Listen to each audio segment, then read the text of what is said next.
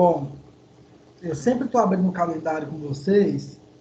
Eu vou abrir aqui mais uma vez rapidão, só para mostrar aqui como é que a gente está. Hoje é dia 18. Aí nós temos hoje, dia 18, e dia 25 e dia 1º. Aí a gente finaliza nossas aulas, tá? Amanhã eu vou ter uma reunião com os professores e com a coordenação, e nessa reunião provavelmente eles vão falar como vão ser as provas, como é que as coisas vão funcionar. Na próxima aula eu já vou ter todas essas informações para vocês, tá? Que essa reunião vai ser amanhã. Então, semana que vem, ou nas próximas aulas, já vou saber todas as informações para passar. Mas, o que nós temos programado é que nós temos aula hoje, dia 18, dia 25, e depois, dia 1º, a gente finaliza. Daí, eu falei semana passada que ia passar um trabalhinho para vocês, valendo 1000 pontos, né? Vocês têm 1.500 pontos de atividade comigo para pontuar. Aí, desses 1.500 pontos, 1.000 pontos é de uma tarefa que já coloquei no AVA hoje. Essa tarefa, ela está lá na unidade 4, ó, vocês estão vendo minha tela aí. Vocês vão entrar aqui na unidade 4, seção 1, aí está aqui, ó, atividade avaliativa, pré-aula. Aí você vai entrar nessa atividade avaliativa e vai responder. São 8 questões. E, igual aquela primeira vez que eu fiz com vocês, sabe?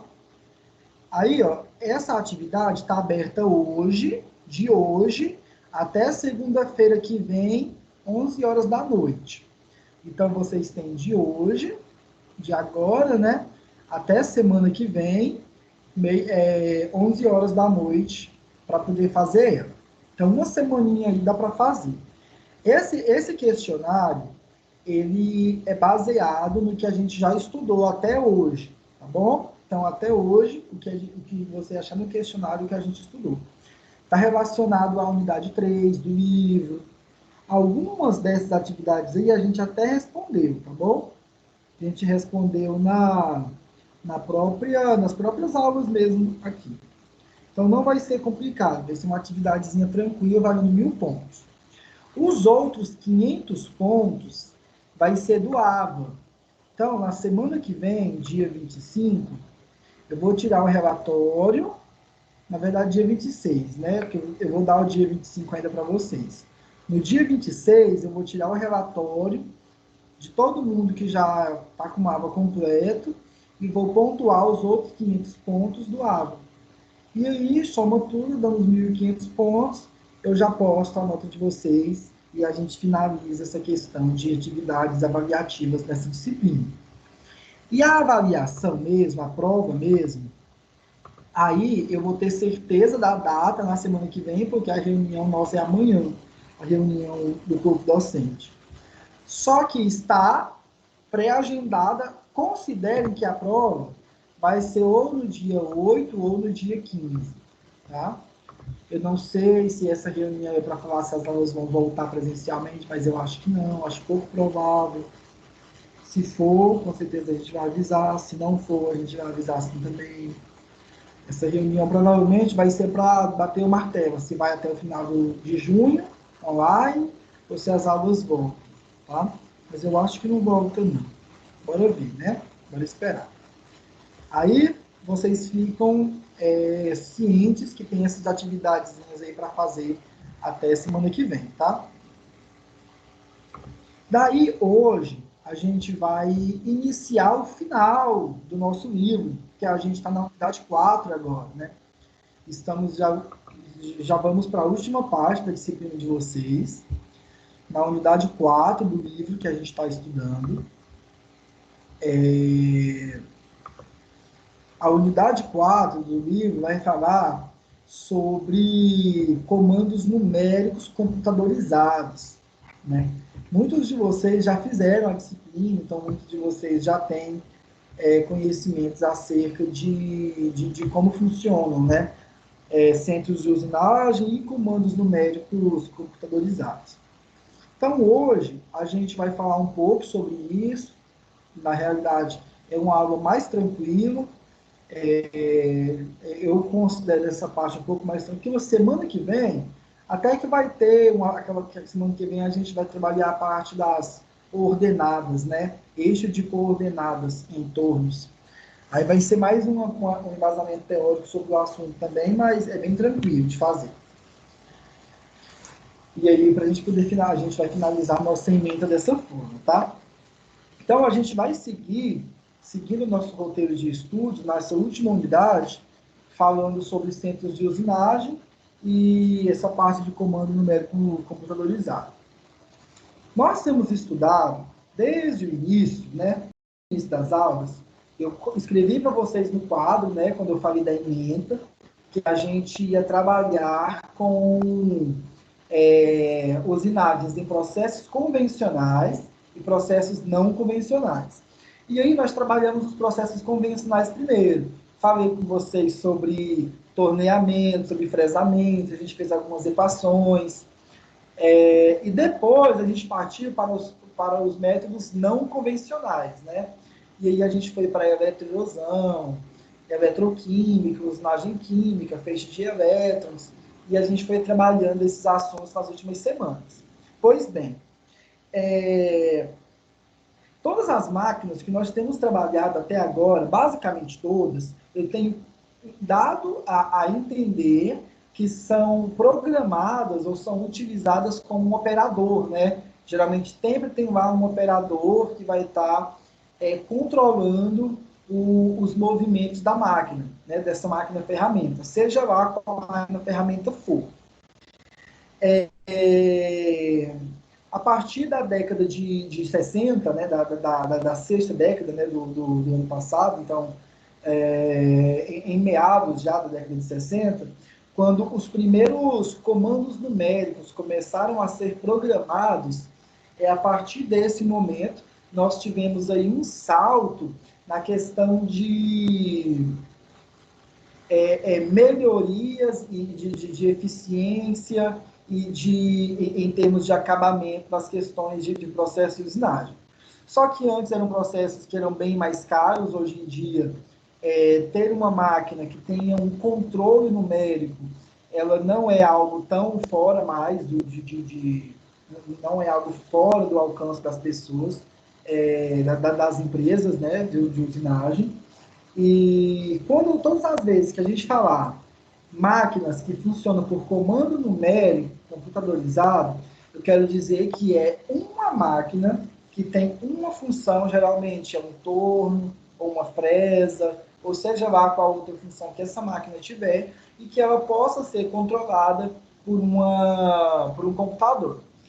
O que nós temos agora é a troca de um torneiro ou de um fresador propriamente dito para uma pessoa que tem uma qualificação para poder programar essas máquinas de forma adequada para que realizem seus trabalhos.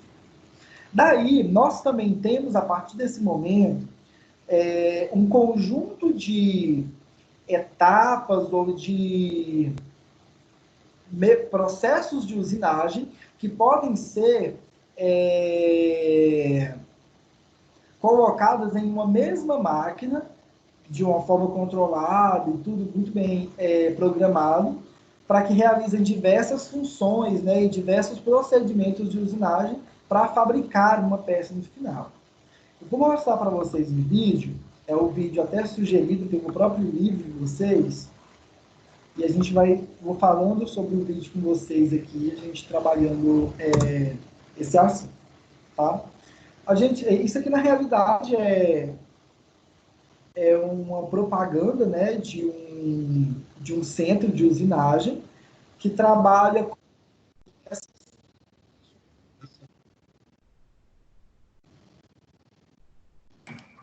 Daniel, tá cortando aqui, pelo menos para mim. Só um minutinho, tá cortando geral.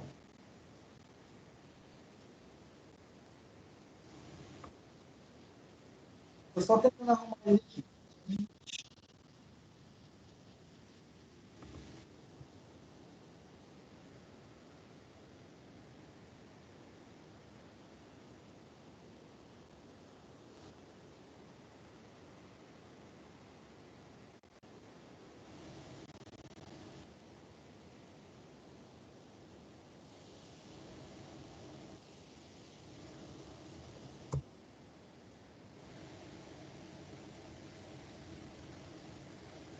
Só um instante.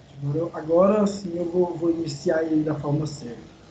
Eu tinha esquecido de tirar o som dele e o vídeo roda normal, só que quando eu abro vários aplicativos ao mesmo tempo, aí às vezes a internet não funciona bem, aí trava, né? Mas eu vou arrumar ele aqui agora para não travar tanto para vocês. Mas, basicamente, o que o vídeo vai mostrar agora, quando ele começar, vai ser um centro de usinagem programado para poder fabricar uma peça com uma geometria bem complexa, né? Uma geometria bem diferente. Tipo, parece meio que uma hélice, né? O vídeo não fala para no que essa peça vai ser usada, para que ela vai ser fabricada. Mas o intuito do vídeo mesmo é percebermos como funcionam, né? Os centros de usinagem. Então, essa máquina ferramenta, ela possui diversos perfis, né? Que são colocados nessa parte que o vídeo está mostrando agora. Diversas ferramentas. Podem ser ferramentas com geometrias definidas, como brocas, pastilhas de usinagem, pastilhas para tornear ou pastilhas para fresamento, como também podem ser colocadas brocas para furação, enfim. Essa aí é a peça que ele está programando a máquina para fabricar.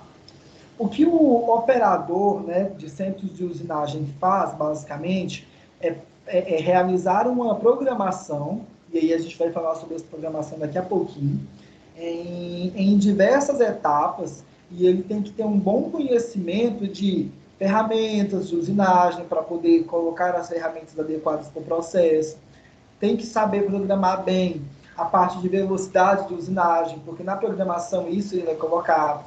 Ele tem que conhecer bastante os diferentes processos de usinagem que a máquina consegue realizar, que é a partir desse conhecimento que esse operador terá, que ele vai programar as etapas de fabricação, né, do componente, o que vai ser feito primeiro, o que vai ser feito depois. Essas máquinas, elas trabalham com comando numérico, como eu já estava comentando. O comando numérico é uma linguagem de programação em que, uma vez que o operador aprende a utilizá-lo bem, a máquina ela já vai realizar os diferentes deslocamentos nas três direções X, Y e Z, para poder realizar os cortes, né, na operação de desbaste adequada para o processo. Ao mesmo tempo, ela também pode realizar processo de acabamento, tanto com ferramentas de geometria definida, como também com geometria não definida. Então, o que eu quero dizer com vocês com essas informações? Que máquinas ferramenta ou centros de usinagem podem operar tanto com usinagens do tipo convencional, como de usinagem do tipo não convencional. Isso que ele acabou de fazer aí, ó, até pausei o vídeo, foi realizar o corte de uma peça no seu perfil, né? E para isso ele utiliza essa pastilhinha de usinagem aqui, ó. Essa pastilhinha de usinagem aí eu uso bastante ela, compro bastante dela.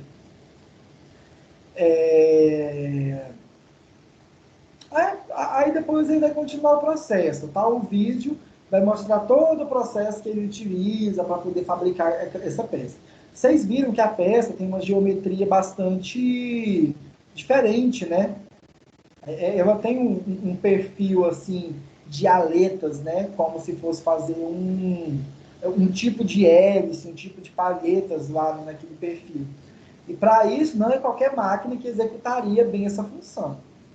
Agora ele vai mostrar, depois que encerrar esse vídeo, ele vai mostrar o processo de fabricação de um outro elemento.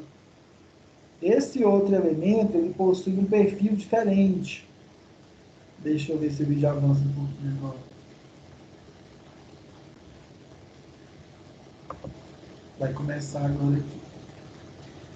Ele possui um perfil e para isso ele precisa realizar esse processo é um tipo de apoiamento, né? Mas na realidade ele está presente. Porque a peça está... Se a ferramenta de usinagem agora que está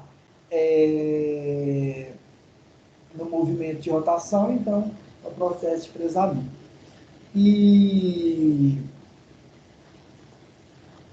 o restante do vídeo, na verdade, é mostrando todas as etapas que a máquina vai passar para poder realizar a fabricação da peça. O que nós temos que entender aqui, né? Pessoal que for trabalhar diretamente na parte de fabricação de peças, é essencial realizar esse tipo de curso, tá? Eu acho essencial. Tanto para questões de você poder direcionar bem uma equipe de fabricação, como para você utilizar os conhecimentos que você adquiriu no curso superior de engenharia lá no centro de usinagem que você posteriormente possa vir a trabalhar, tá bom? Quem vier a trabalhar com esse tipo, nessa área, eu super aconselho trabalhar com isso, fazer cursos relacionados a isso. Eu tenho alguns cursos relacionados, mas eu não fiz nenhum curso especializado em programação de touros, só que eu ainda aprendi algumas programações em máquinas específicas, né? Ou um touro CNC, ou uma fresa funcionando também por comando numérico. Até esses eu ainda consigo programar alguma coisinha, fazer algumas peças com geometrias mais simples, algumas coisas mais complexas. Eu deixo para o pessoal mais especializado fazer, o pessoal mais experiente, na verdade. Né? Então, todas as vezes que a gente falar de CNC, está relacionado a comando numérico computadorizado. Então, é uma programação feita, né, na máquina específica de trabalho que você estiver lidando. Tá? As principais características de comando numéricos que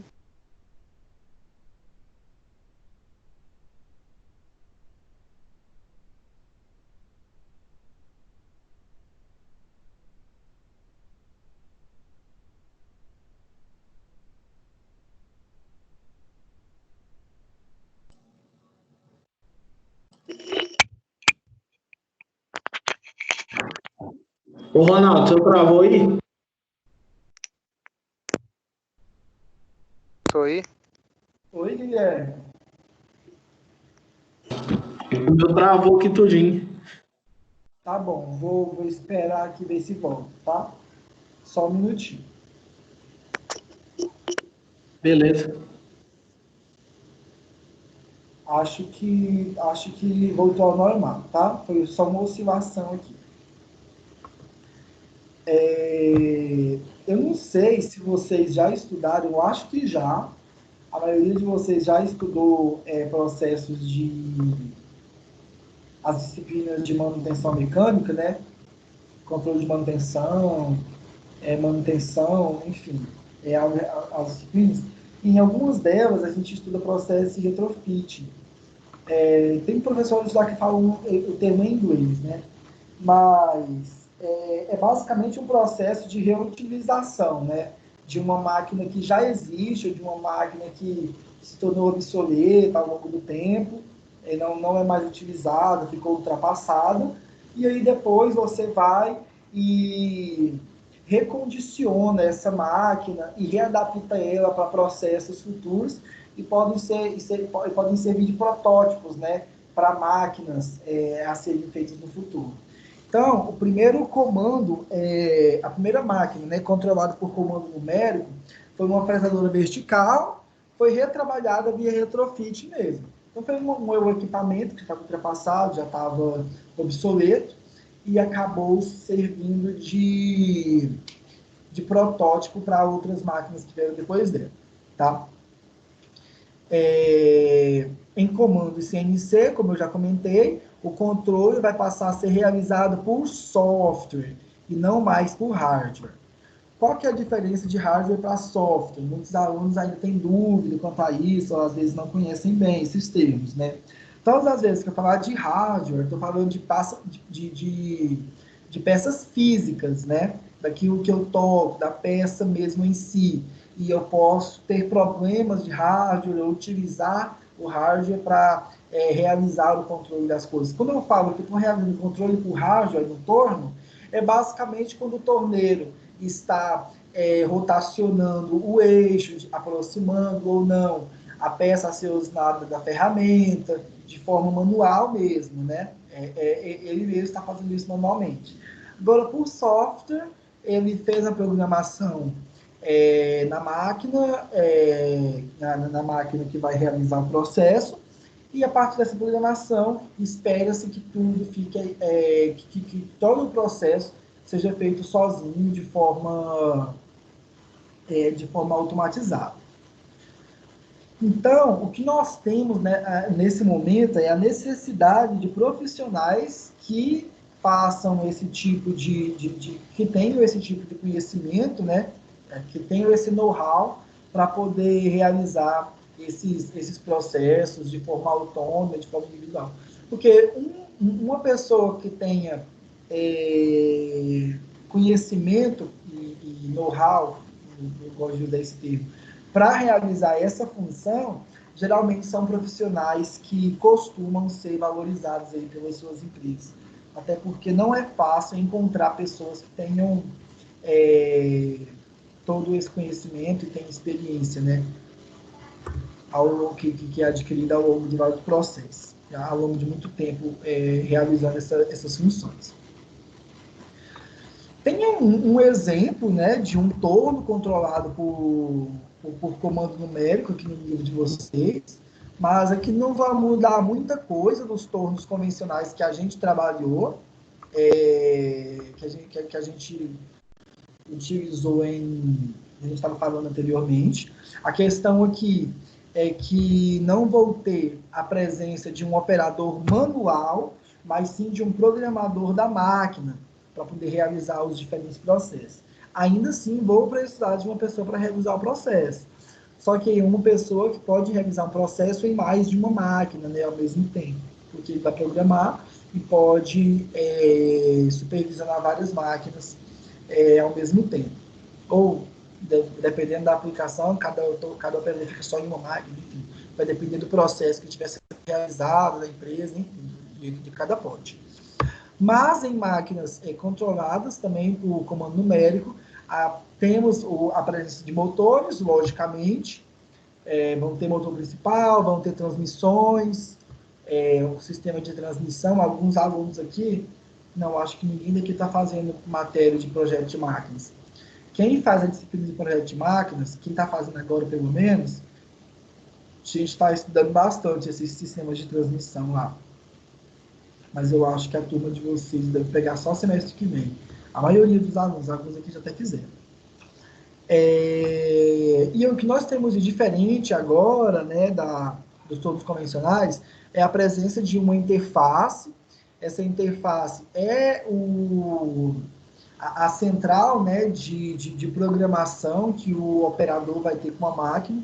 E essa interface tem vários modelos, enfim, tem várias seções diferentes. Quando eu falo de modelos, é porque cada fabricante vai montar a sua própria interface, né?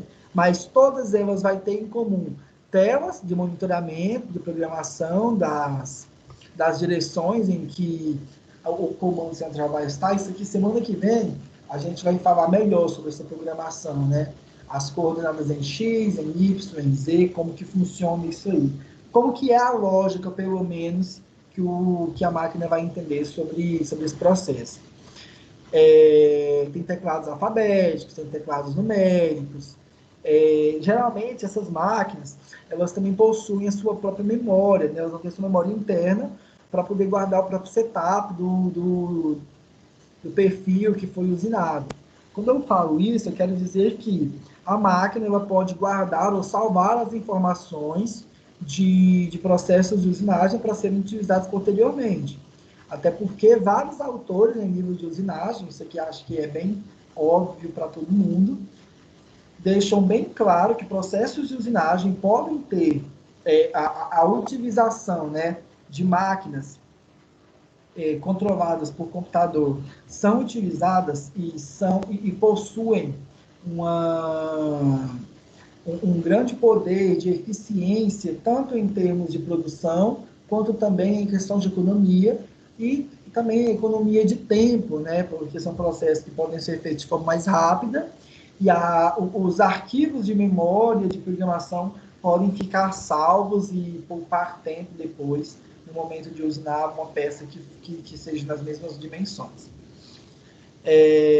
O que o texto geralmente vai falar sobre isso é que existem diversos modelos de painéis, né, para equipamentos CNC, igual eu estava comentando com vocês. Como eu estava comentando com vocês, ó, o que o texto frisa muito nesse assunto, ele fala, né, que como profissional de usinagem, ó, o profissional de usinagem era muito procurado e valorizado há uns anos. Atualmente, o programador do centro de usinagem é um profissional muito valorizado no mercado de trabalho. Aí, gente, claro, vai interpretação, né? Tem gente aí que eu estou falando em linhas gerais, né? Em termos gerais, geralmente são profissionais que no mercado de trabalho tem sua valorização e recompensado pelo fato de ser um cargo de difícil, de grande responsabilidade, né? Até porque está programando uma máquina para realizar uma função. Como eu já comentei anteriormente, aqui eu só quero mostrar alguns pontos do texto que eu não quero fugir muito dele, tá? Porque como nossos exercícios estão sendo elaborados por esses textos, e tem muitos alunos que não estão acompanhando as aulas ao vivo, seja lá por seus diversos motivos, eu tento seguir o máximo possível da ementa que eu tenho que seguir, para que esses alunos depois possam estudar e todo mundo ficar acompanhando junto, né? Então,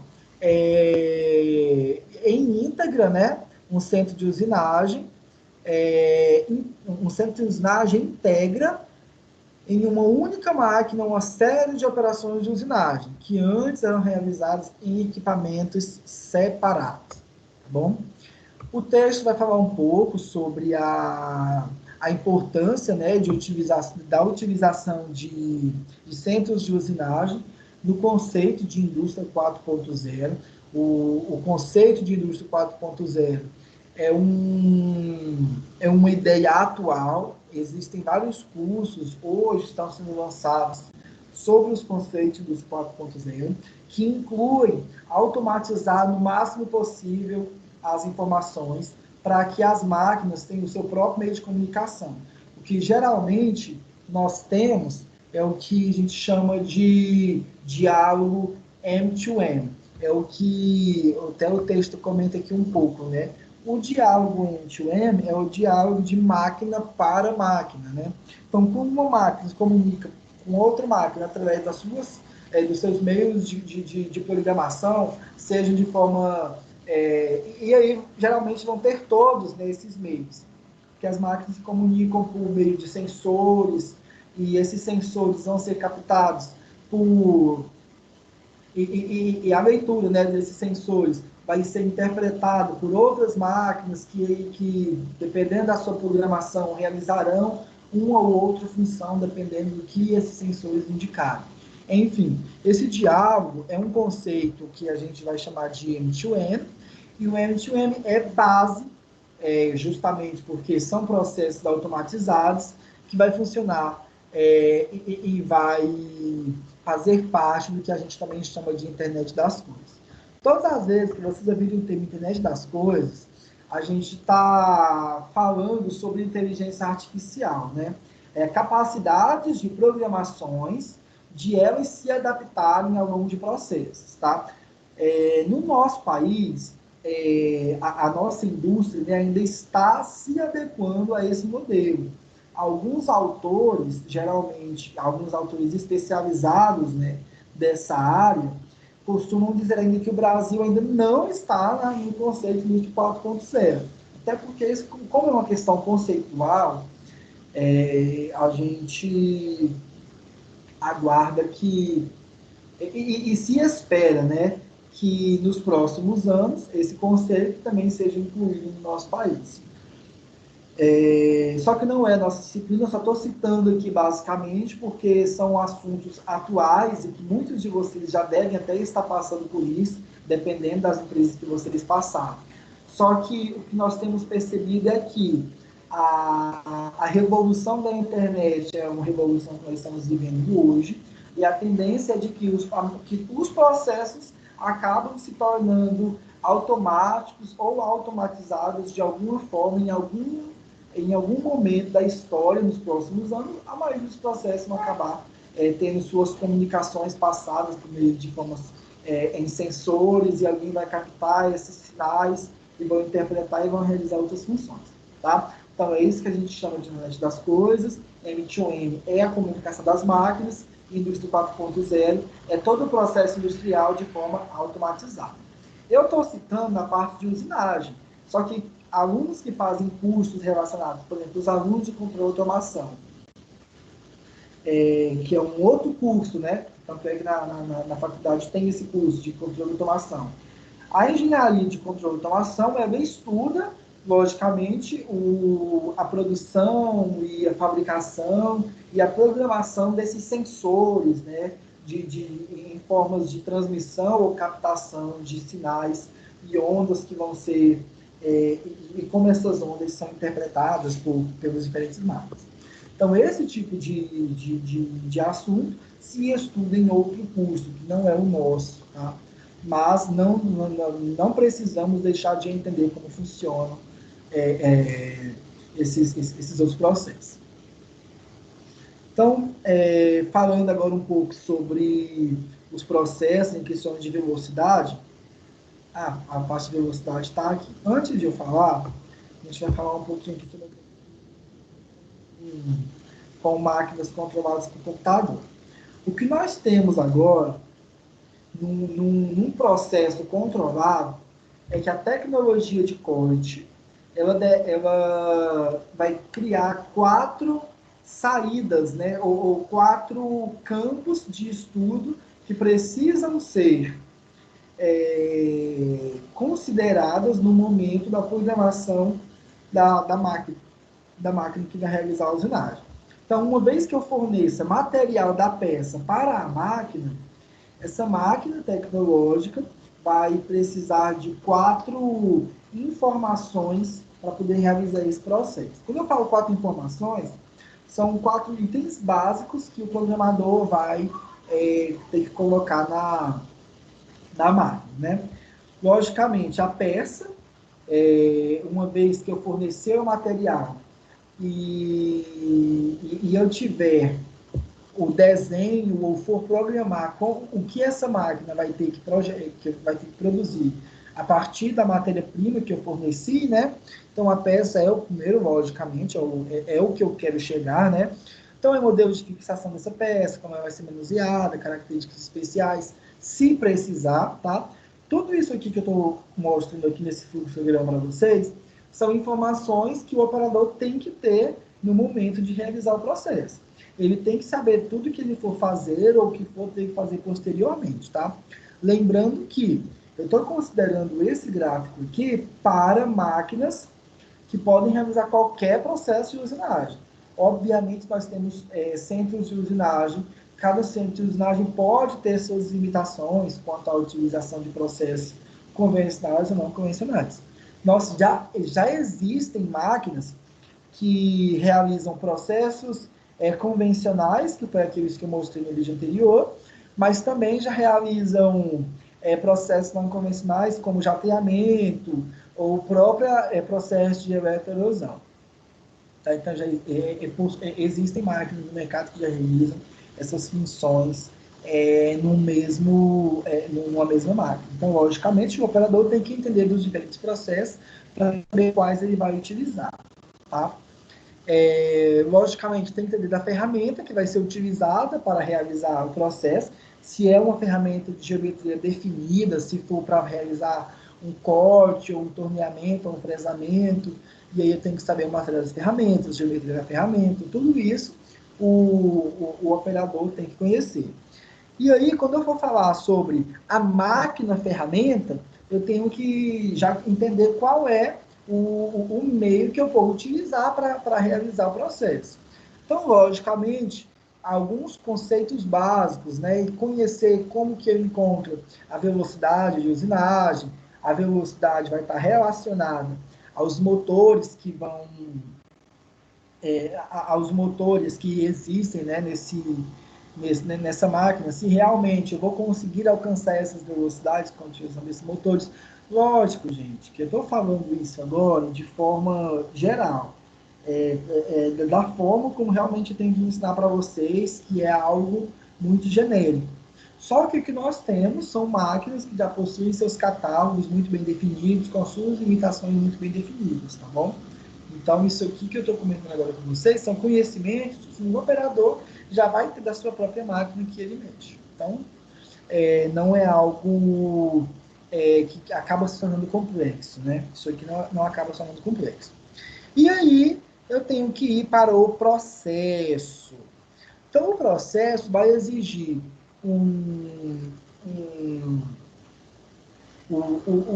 eu quero falar o projeto, né, da peça que vai ser desenhada e o projeto de fabricação. E aí eu vou ter ou desenho assistido por computador, né, então já vai ser um desenho em CAD, ou eu já vou ter um processo de manufatura assistido por computador. E geralmente eu vou ter os dois, né? Quando eu tenho um processo de desenho assistido por computador, quer dizer que eu vou desenhar essa máquina ou colocar um arquivo, né, que vai estar no formato CAD para essa máquina poder entender o que ela vai produzir, para poder realizar a manufatura da peça assistida por computador. E aí, depois que ele entender qual processo de manufatura a ser utilizado, as estratégias do processo também têm que ser programadas. As estratégias, basicamente, primeiro vai realizar o fresamento, o torneamento até tal ponto, depois vai realizar um processo de furação, depois vai realizar isso ou aquilo, enfim. A estratégia do processo, né? Para poder entender qual vai ser o controle e monitoramento de tudo o que vai acontecer. E realizar, né, o controle e monitoramento no decorrer do processo. Então, quando eu falo de tecnologia de corte, ele envolve todo esse processo, tá? E o que nós temos aqui hoje, o que nós temos agora, já que temos uma máquina controlada por computador, nós temos uma mudança no cenário da velocidade de corte. Porque não sei se vocês lembram, quando a gente estava falando sobre velocidade de corte, lá no início das aulas, ali na sala de aula, nós estudamos algumas equações para poder entender como que calcula a velocidade de corte, né?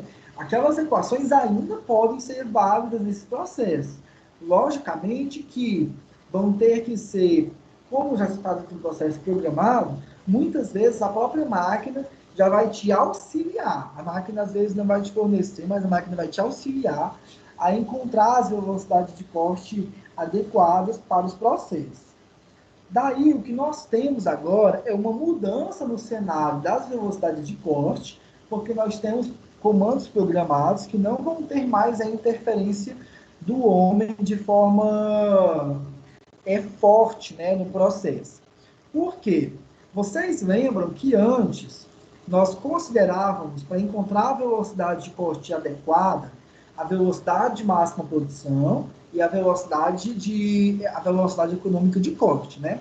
E para encontrar esses termos, as variáveis que a gente considerava eram questões de tempo de troca de ferramenta, o tempo de preparo da máquina, os custos, né, do operador, o custo da máquina por hora, enfim, como os custos de máquina por hora, custos de operador e essas questões as questões de custo como um todo. Muitos, tá? Não estou falando todos, mas muitos dos termos que a gente utilizava relacionados a custos diminuem quando eu coloco num processo controlado por computador. E, ao mesmo tempo, eu também diminuo o tempo de preparo da máquina, tempo de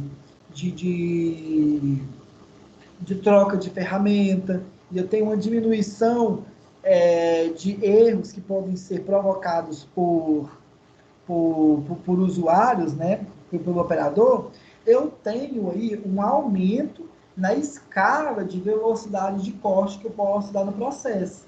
Então, eu vou ter uma velocidade, eu posso utilizar velocidades de cortes mais altas, por se tratarem de processos que vão utilizar tempos menores de troca de ferramentas e custos menores como um todo. Ainda assim, haverão limitações, eu não vou poder utilizar a velocidade que eu quero. Só que, em âmbito geral, as velocidades de corte podem ser aumentadas em processos controlados por computador. Então, ó, para aços, por exemplo, esse gráfico ele mostra o seguinte. Essa parte branca, essa parte clara da barra, ela mostra o máximo de velocidade de corte que eu poderia alcançar antes, quando eu tinha processos manuais. Então, ó, em processos manuais, para aços, por exemplo, eu tinha velocidade de corte aí, ó, como isso aqui tem escala logarítmica, eu tinha aí a ordem de 200, né, metros por minuto, no máximo. Isso aqui era o meu máximo. Só que vocês lembram que a maioria dos processos nem chegava a 200. Né? A gente tinha processos com velocidade de corte de 59, 150 metros por minuto.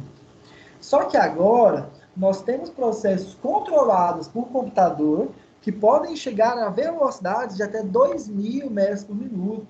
Logicamente, 2.000 já é o máximo, uma velocidade altíssima, né? Mas, ó, quando eu for trabalhar com faixas de alta velocidade, o que ele vai chamar geralmente de High Cut Speed, deixa eu ver aqui se é isso que ele fala. Aqui, ó. High Speed Cutting, velocidade alta de corte, a velocidade de corte. Então, ele está explicando o porquê que em máquinas controladas por computador eu posso alcançar maior velocidade de corte. Só que como nós já trabalhamos com isso no início, acho que fica claro para vocês entender por que agora nesses dispositivos eu posso utilizar maiores velocidades. É porque os parâmetros agora vão mudar também. Beleza. Em máquinas controladas por computador, então, eu vou ter porta-ferramentas nesse modelo que estou mostrando para vocês agora. Na realidade, existem vários tipos de porta-ferramentas, tá? Esse aqui é de um que geralmente é utilizado em todo CNC.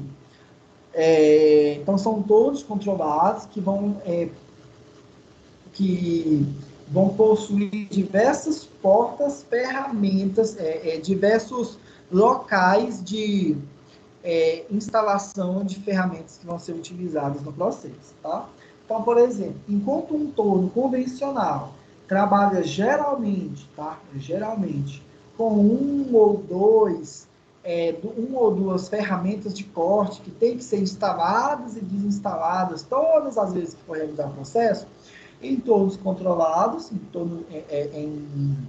em centros numéricos controlados, eu vou ter a utilização de várias ferramentas para já realizar diversos perfis de usinagem. Até porque, gente, como eu comentei anteriormente, uma ferramenta geralmente é usada para desbastar, uma ferramenta é usada para fazer um rosqueamento, outra ferramenta é usada para fazer algum tipo de perfil diferente no processo, outra é usada para fazer um abalamento. Por isso que eu preciso ter várias ferramentas de usinagem dispostas numa máquina. E aí, quando eu tenho essa possibilidade, eu tenho geralmente algum tipo de porta-ferramentas com um desses dois modelos que eu estou mostrando agora. Então, quando eu tenho um torno ou um outro tipo de máquina controlada por comando numérico que tem esse tipo de porta-ferramenta, eu chamo de porta-ferramenta do tipo revólver, tá? É o nome que geralmente vai ser usado e, de forma geral, é esse o nome que você usa em catálogo de fabricantes, se você vai realizar a compra de algum desses mecanismos, tá? São dispositivos com preços bastante elevados, tá? Na realidade, são bem caros esses porta-ferramentas, mas eles são bastante práticos e úteis, tá? Então, aqui, ó, o que eu tenho é o do tipo de torre de ferramentas, e aqui eu tenho o do tipo de ferramenta motorizada. Tá? Então, o que geralmente ele chama, né? Ele chama esse aqui de torre de ferramentas, e ele chama esse aqui de porta de ferramenta motorizada. Mas, em termos gerais, os dois são motorizados, né? Mas esse é o termo que geralmente é associado nesses itens. E aí a gente vai partir para a parte de manutenção, né, desses equipamentos. Logicamente, gente, um comando numérico, então um centro de usinagem, vai ter o seu controle de manutenção e precisa ter um controle de manutenção muito bem definido, com suas manutenções preventivas, preditivas, corretivas, muito bem estabelecidas. Até porque trata-se de usinagem de materiais. E se eu perder a acurácia e eficácia nos processos, ferramentas que não estão mais adequadas para o processo, ou uma deficiência na manutenção, vai acarretar em problemas na produção. Porque eu estou fabricando uma peça, né? E fabricar uma peça, alguém vai exercer, como eu estou falando de processos convencionais, a gente já trabalhou com questão de força e potência, alguém vai ter que exercer força, impressões e potências adequadas nos processos. Se esses dispositivos tiverem desgastes acima dos permitidos e as intolerâncias já começarem a se tornar altas, obviamente vai acarretar em produtividade deficiente e falhas na equipe, né, ou na parte de qualidade do processo. E aí, gente, existem diversas pós-graduações nessa área, tá? Existem pós-graduações nessa área específica, né, de manufatura, processo de manufatura, existem pós específicos para isso. Existem pós-graduações para engenharia e controle de qualidade. Engenharia de qualidade é uma área muito importante, né, quando eu falo de produção. Quem for fazer, por exemplo, uma pós em engenharia de qualidade, agora nos próximos anos, vai estudar processos de manufatura e vai estudar também as análises e processos estatísticos utilizados para controle de qualidade. Como que realiza nesse processo. Uma vez que uma máquina produz aí um lote de 1.000 peças, como que eu faço a averiguação? Qual é o nível de acurácia, de precisão que tem que ter? É 1 a 1, ou se é uma quantidade do lote que eu tenho que fazer uma certa análise, se os processos de ensaio são destrutivos ou não, para poder realizar, enfim. Na engenharia de qualidade, eu estudo bastante essa parte, tá? Daí, o livro de vocês, esse livro, ele mostra alguns equacionamentos para calcular torques e potências de máquinas de centro de usinagem. Só que eu decidi não trabalhar essas equações por agora, tá? Eu prefiro não trabalhar elas por agora, porque eu achei essas equações aqui, porque a aula que vem a gente vai ter algumas equações, tá? Eu achei essas equações ainda, elas não estão completas nesse livro, e na próxima unidade, no próximo capítulo, elas já vão estar completas. Então, eu prefiro já falar delas tudo de uma vez na aula da semana que vem, que vai ser praticamente nossa última aula quando que a gente vai falar, né, de programação de comando numérico. Por isso, essa parte de equações que vocês também estão passando aqui, a gente vai falar só dessas equações na semana que vem, tá bom? E aí a gente finaliza o nosso capítulo, né?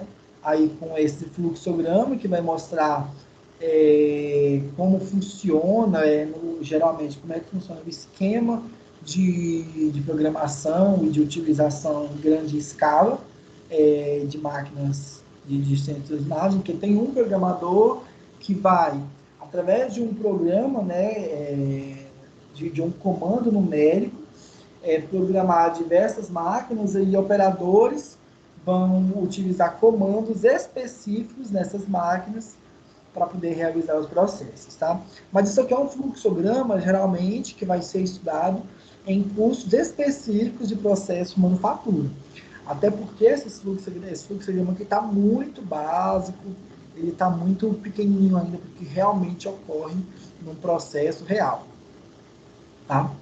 E aí agora a gente já finaliza e já começa os exercícios do capítulo. Aí o que eu tenho para falar para vocês sobre exercícios? Desses exercícios que tem aqui no finalzinho do livro, inclusive até esse exercício 3 aqui, ó, por exemplo, alguns deles estão na atividade que eu passei para vocês responder para mim, tá bom? Então, ó, quem chegou um pouco depois de que eu já tinha começado a aula e perdeu a hora que eu falei sobre isso, eu disse que nós temos uma lista de exercícios para ser entregue, para vocês responderem. Ela está lá na unidade 4, na seção 1. Então, ó, na hora que vocês entrarem na unidade 4, seção 1, vocês vão ver lá, ó, a atividade avaliativa.